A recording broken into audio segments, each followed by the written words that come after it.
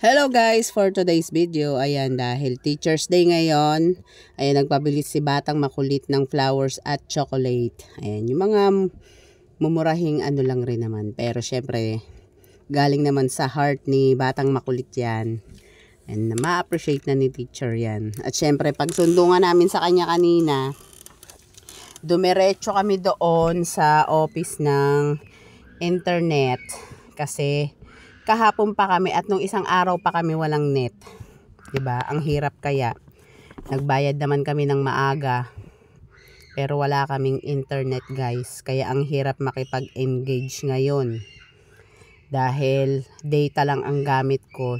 Ang bilis pang maubos ng load, 'di ba? Tapos makiki-hotspot pa yung mga kasama ko. Ayan, 'di ba? Ubos agad. Kaya nag-report na kami agad sa kanila kanina. At ang sabi pupuntahan nga daw. Tapos naghintay naman kami hanggang eto. Naghihintay pa rin kami. Anong oras na? Padilim na, wala pa rin. Wala pa rin converge na dumadating. At ayan, yung habang bumibiyahe kami guys. Ayan, ang ganda ng tanawin ba.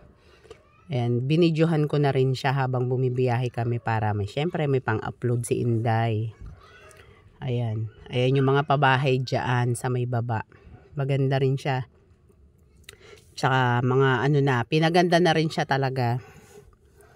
Ayan, ang ganda ng tanawin dyan. Yung bundok, 'di ba? Kitang-kita, parang nakaka-relax. Kahit marami tayong problema, kailangan nating mag-relax. Kahit man lang yung mga mata natin, i-relax natin yan. Sa dami ng pagsubok sa atin, kailangan natin yung kayanin, guys. At ayan, ang haba na nga ng biyahe namin dahil medyo malayo-layo nga rin at medyo traffic. Naabutan kami ng traffic guys, kaya pagka na umuusad na siya, ayan, medyo kailangan namin magmadali dahil sobrang init. Ang init sa biyahe. Nakatulog na nga si Batang Makulit sa loob ng tricycle kasi dito ako sa likod sumakay siya sa loob para makahiga siya. At ayan, pag uwi nga namin, nag-ipon na nga rin kami ng tubig. Kasi sa gabi wala kaming tubig. Nawawala ng tubig dito sa amin. Kaya nag-ipon na ako. Ayan, medyo mahina na nga rin siya. Kaya kailangan bantayan muna para mapuno man lang. Para kahit magdamag meron kaming panggamit. Hirap nang walang tubig.